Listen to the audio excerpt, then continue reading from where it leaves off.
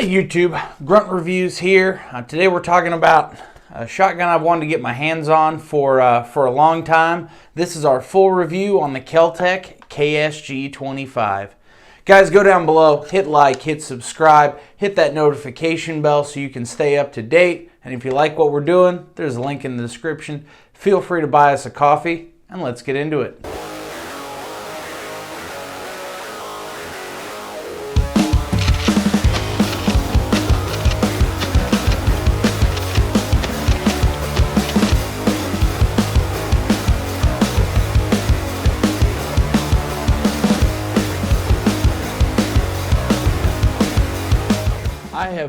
I've wanted one of these things for a while, since they came out. When the first KSGs came out, before all the various issues that came out with them, really thought it was a cool shotgun. And then when the KSG25 got announced, I was like, holy crap, I absolutely need one of these. This was an opinion based entirely off of internet pictures and a couple of short videos. Fast forward, actually managed to find one of these used at a local gun shop, a small one. So had the chance to pick it up, try it out, see if it lived up to my expectations, see if kind of all the internet lore and all the issues people had reported were true, and kind of had mixed reviews on it. So the firearm itself, this is a bullpup style shotgun that feeds from twin 12-round mag tubes plus one in the pipe to hold one full box of shells, or 25, hence KSG25. With the longer mag tubes, it does come with a 30-inch barrel, and to compare this side by side with my Benelli M4, this is actually still about a ½ inch shorter. So you do get a tremendous amount of capacity in what is still a relatively compact package, especially for having a 30-inch barrel. So the concept overall is not bad. This versus the standard KSG, what I do like is they give you this M-lock heat shield forend, whatever you'd like to call it. So instead of just leaving this area blank with barrel, they do give you a nice filler plate to mount lights, accessories, whatever your heart desires. So that was a good thought by Keltec. Of course, on the pump itself, just like the regular KSG, it does have some Picatinny rail there, as well as pick rail all the way down the top. I was told for a while these were coming with the Magpul M-Bus sights. I had seen some pictures of them. Mine did not have those when I got it. Could have been removed by the previous owner, or I've also heard reports that they are not coming with them. And this did come with a nice plastic case, so at least that part was pretty good.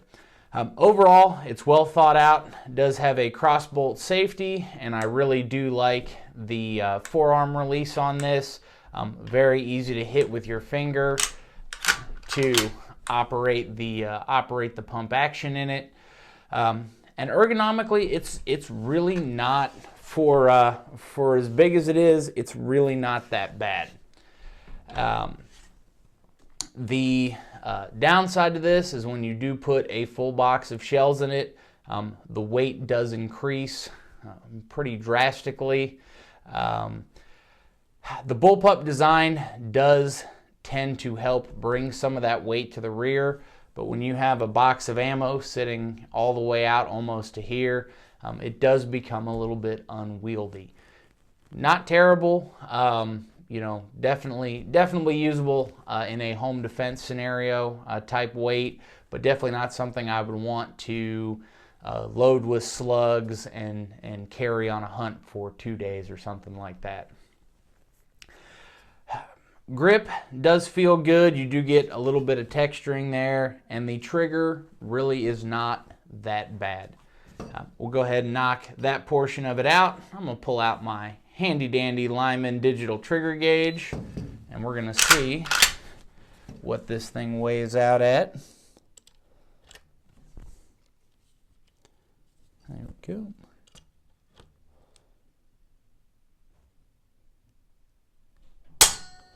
All right, so first pull, 7 pounds, 10.5 ounces.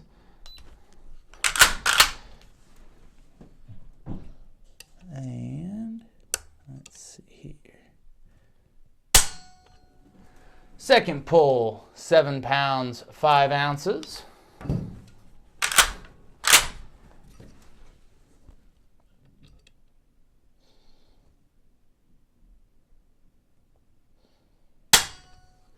And third pull, 7 pounds, 10 ounces. So we will kind of average that out, and numbers can be hard, so I'm going to say somewhere around 7 pounds, 7 ounces, give or take, on my test here. Really is not a terrible trigger either. You get a nice little bit of take up. You hit that second stage, and then it's almost a rolling break. If you have fired a Glock, that's kind of what the trigger feels like.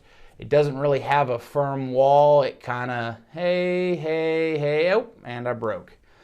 So definitely feels a little bit more Glock-ish in the way it's set up. And some of that can also be with a bullpup design. You start to get into a trigger bar. You get some of that extra slop inherent with increasing the size of the trigger mechanism. Loading this, if you haven't seen it, is accomplished through the rear, and it does have a switch over here to switch in between the mag tubes.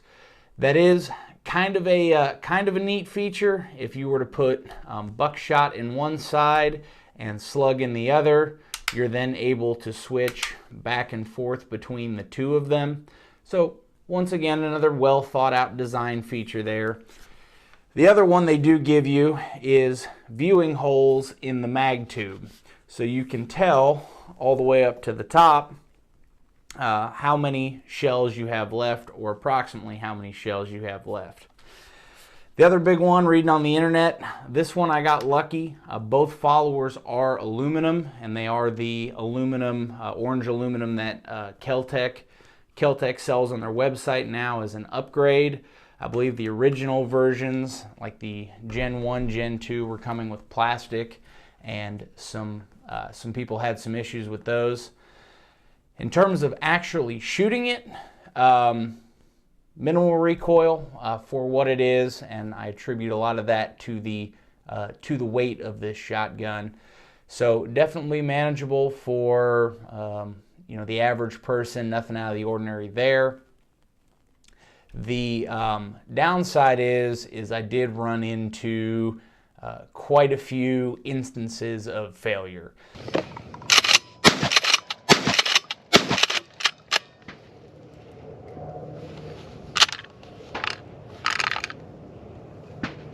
Yep. There we go. So failed to extract. This is some 2 3/4. Let me get this sucker out of here. So we did have a fail to extract.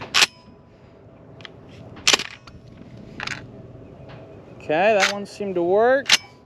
Load her back in. We had some failure to extracts. We had some double feeds. First jam here. Let's see if she goes in now. Nope. Nope, she's in battery. Maybe not. Interesting. So we've got our first jam. So, shell's in there. The extractor caught it.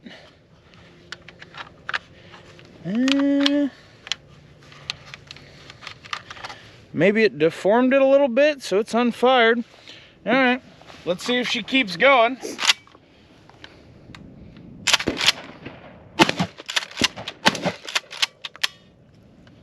And we're out. A few fail to eject, where it would actually pull the shell down and just leave it dangling. Let's see how she runs. A little jam issue there.